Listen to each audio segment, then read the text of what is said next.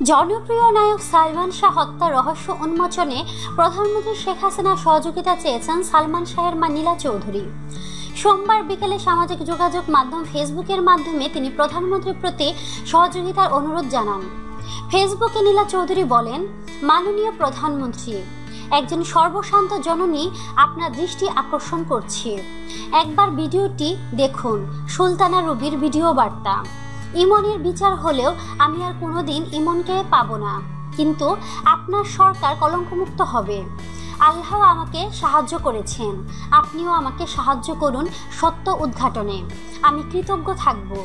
এর আগে এক পোস্টে সালমান শাহের ভক্ত, অনুরাগী ও দেশবাসীর কাছে অনুরোধ জানিয়ে তিনি ফেসবুকে বলেন, প্রিয় দেশবাসী, আমাকে সাহায্য করুন।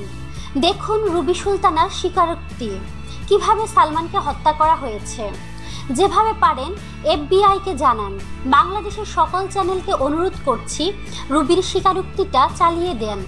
প্রিয়জন, খেয়াল রাখবেন, এই নিউজের পর অনেকে বিভ্রান্তি সৃষ্টি করার চেষ্টা করবে, শান্তভাবে কাজ করবে।